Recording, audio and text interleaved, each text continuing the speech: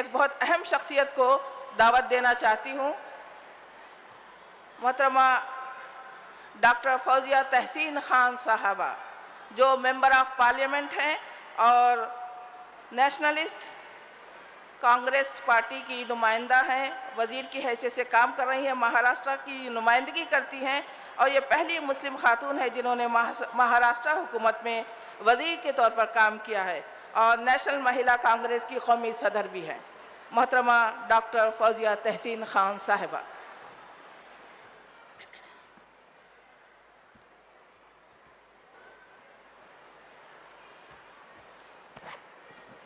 السلام علیکم۔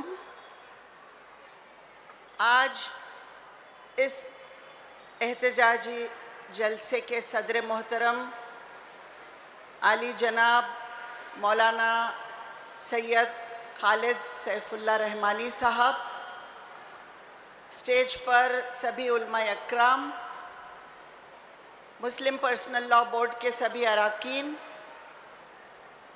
Members of parliament اور پیاری ماؤں اور بہنوں، میں اپنی خوش نصیبی سمجھتی ہوں کہ آج میں اپنے معاشرے کے ماؤں اور بیٹیوں سے مخاطب ہوں۔ آپ وہ ہیں جن کی گودوں میں معاشرے کا مستقبل تیار ہوتا ہے۔ ناانصافی کے خلاف جد و جہد کرنے کے ارادے سے ہم سب یہاں جمع ہوئے ہیں۔ ہمیں اپنے دین نے یہ سکھایا ہے کہ ہر بشر کے حقوق کا تحفظ ہونا چاہیے، نہ ناانصافی سہیں نہ ناانصافی کریں، تو ہم نہ ناانصافی کریں گے نہ ناانصافی سہیں گے۔ ناانصافی کے خلاف ہم یہاں پر احتجاج کرنے کے لیے جمع ہوئے ہیں۔ ہمارے آئینی حقوق کے تحفظ کے لیے جد و جہد کرنا سارے معاشرے کی ذمہ داری ہے، اور وہ ذمہ داری پوری کرنے کے لیے آج میرے معاشرے کی مائیں اور بہنیں یہاں پر جمع ہیں۔ جو ہمارے آئین نے، جو دستور ہند نے ہمیں اقلیت کی حیثیت سے تحفظ دیا ہے، الگ الگ آرٹیکلز ہیں، جیسے آرٹیکل 14 ہم کو کیا گارنٹی دیتا ہے کہ قانون کی نظر میں ہر کوئی برابر ہے اور ہر کسی کو برابری کا تحفظ ملنا چاہیے اگر وہ اس ملک کا باشندہ ہے۔ آرٹیکل 16 کیا کہتا ہے؟ مذہب، ذات پات، زبان، جنس کے آدھار پر بھید بھاؤ نہیں ہونا چاہیے۔ آرٹیکل 25 کیا کہتا ہے؟ کہ ہم کو وہ مذہبی آزادی دیتا ہے۔ آرٹیکل 28 ہم کو تعلیمی اداروں میں اپنے مذہبی آزادی کو قائم کرنے کے لیے ادھیکار دیتا ہے۔ لیکن آپ نے دیکھا کہ حجاب، تعلیمی اداروں میں حجاب نہیں آپ پہن سکتے، اس کا کتنا بڑا اس ملک میں ایک پروپیگنڈا چلا۔ میں یہ کہنا چاہتی ہوں، آرٹیکل 29-30 ہم کو اپنے تعلیمی ادارے قائم کر کے اس میں اپنی تعلیمی جو کچھ ہم اپنے طریقے سے دینا چاہتے ہیں اس کا ہم کو آرٹیکل 29-30 میں تحفظ ملتا ہے۔ لیکن یہ سب تحفظات کے باوجود جب بے قصور کے گھر پر بلڈوزر چلتا ہے، کیا ان آئینی حقوق کا تحفظ ہو رہا ہے؟ جب عبادت گاہوں کو ڈھایا جاتا ہے، کیا ان آئینی حقوق کا تحفظ ہو رہا ہے؟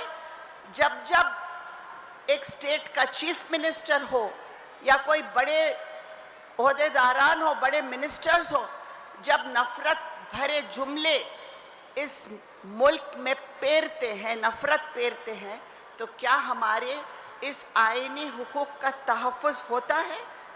جب ہمارے بچوں کے اسکالرشپس بند ہو جاتے ہیں، فیلوشپس بند ہو جاتے ہیں، ہمارے حج کا کوٹا کم کر دیا جاتا ہے، ہمیں دہشت گرد ہونے کا الزام ہم پر لگتا ہے، تو پھر یہ سوتیلا سلوک ہمارے ساتھ کیوں ہو رہا ہے؟ ایسا سوال ہمارے دماغ میں آتا ہے۔ کیا ہم یہ سب ماحول میں اپنے آپ کو برابری کا محسوس کرتے ہیں تو کیا ہمارے آئینی حقوق ہم کو مل رہے ہیں؟ جب ہمارے حجاب پر، ہماری نماز پر سوال کھڑے کیے جاتے ہیں اور اب وقف ایکٹ میں ترمیم کر کے ہمارے دینی اختیارات چھیننے کی کوشش کی جا رہی ہے، ہمارے شرعی اختیارات چھیننے کی کوشش کی جا رہی ہے، اس کے لیے آج ہم یہاں جمع ہیں۔ کل سپریم کورٹ میں سرکار کی طرف سے جو کہا گیا وہ یہ کہا گیا کہ وقف کوئی بنیادی ریلیجس پریکٹس نہیں ہے، اس سے بڑھ کے بھدا مذاق کوئی نہیں ہو سکتا۔ وہ وقف جو زمین ہمارے آبا و اجداد نے اس ملک میں دینی کاروبار کے لیے دیے ہیں، دینی تحفظ کے لیے ڈونیٹ کیے ہیں، اللہ کے نام پہ کر دیے ہیں، وہ دینی فنڈامنٹل پریکٹس نہیں ہے۔ یہ کیسا مذاق ہے؟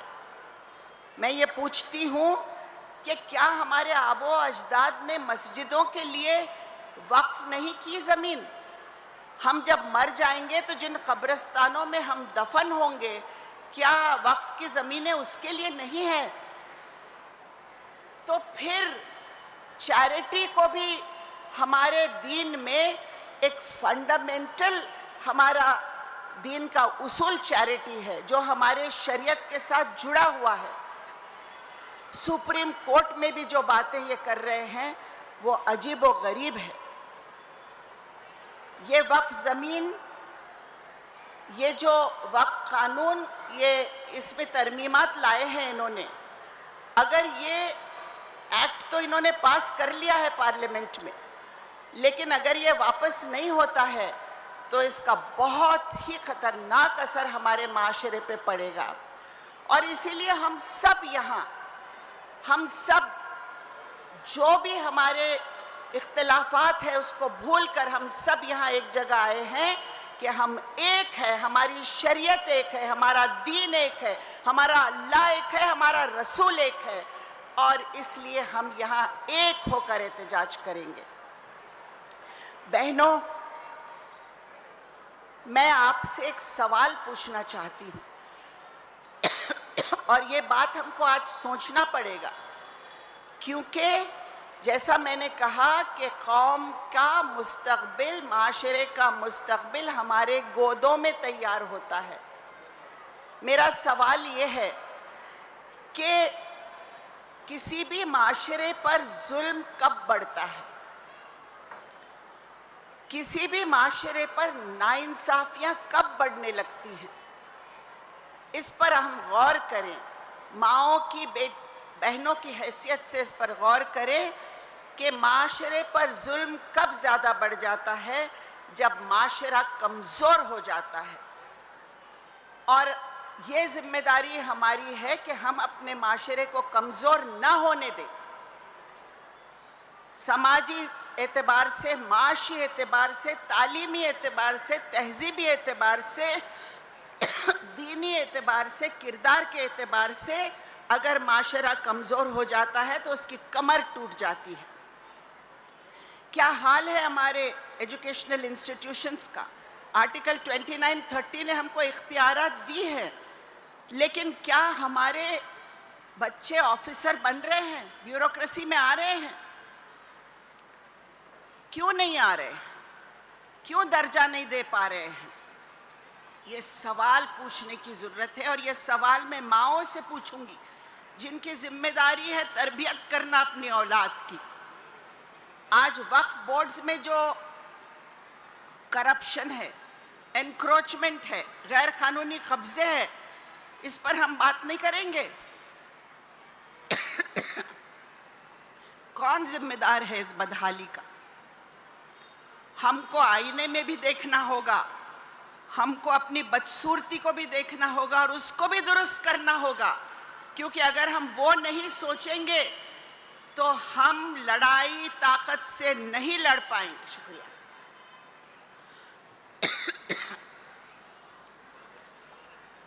ماں و بہنوں کی ذمہ داری ہے قرآن فہمی کرے، سیرت کے راستے پر اپنے اولاد کی تربیت کریں، خاص طور پر بیٹوں کی تربیت کریں، بیٹیوں کی تو ہم کرتے ہیں, ہمارے بیٹوں کی تربیت کی ضرورت ہے.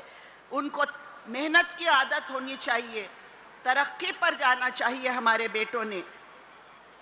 لیکن آج ہم ایک الگ تصویر دیکھ رہے ہیں. یہ تصویر کو بدلنا بہنوں آپ کا اور ہمارا کام ہے, کیونکہ ہم معاشرے کو تیار کرتے ہیں. کہا جاتا ہے کہ ہم 50% ہیں, لیکن باقی کے 50% کو بھی ہم ہی تیار کرتے ہیں. بہت بڑی ذمہ داری ہے, اور اس لیے ہم نے اس پر محنت کرنی ہوگی. اپنے معاشرے کو طاقتور بنانا ہوگا تاکہ ہم کبھی کوئی ناانصافی کا سامنا نہ کریں. خدائے برتر تیری زمین پر زمین کی خاطر یہ جنگ کیوں ہے؟ خدائے برتر تیری زمین پر زمین کی خاطر یہ جنگ کیوں ہے؟ ہر ایک فتح و ظفر کے دامن پر خون انسان کا رنگ کیوں ہے؟ ہم کو یہ رنگ بدلنا ہوگا. بہت ہو گئی. غالب صاحب نے کہا تھا بے خودی لے گئی ہے کہاں, ہم کو دیر سے انتظار ہے اپنا. ہم کو اپنے آپ کی شناخت کو ڈھونڈنا ہوگا. ہم کو ماؤں بہنوں کو اس معاشرے کو طاقتور بنانا ہوگا, امن کے ساتھ, شانتی کے ساتھ, صبر کے ساتھ. کرداروں کو ابھارنا ہوگا, کرداروں کو بلند کرنا ہوگا. جاتے جاتے ایک ہی بات کہوں گی, وقف ترمیمی بل کے خلاف جد و جہد میں آپ شامل ہیں, آپ کا سواگت. لیکن ہمارے قوم کے کردار کو بلند کرنے کی محنت ہم کو شروع کرنی ہوگی آج. نہ چاقو, نہ خنجر, نہ تیر, نہ تلوار سے. جنگ تو جیتی گئی ہے ہر دور میں کردار سے, صرف کردار سے.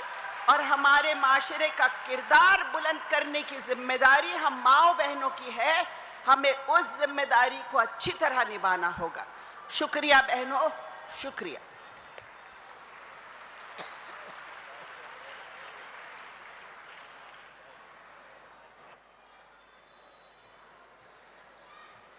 یہ تھی ڈاکٹر فوزیہ تحسین صاحبہ, جو ہم خواتین سے یہ کہہ رہی تھیں کہ یہ خاموشی کہاں تک لذت فریاد پیدا کر, زمین پر تو ہو اور تیری صدا ہو آسمانوں میں. یہی آئین قدرت ہے, یہی اسلوب فطرت ہے, جو ہے راہ عمل میں گامزن محبوب فطرت ہے. تو ہم کو اپنے رول کو کس طرح ادا کرنا ہے آپ نے ابھی سنا. اب میں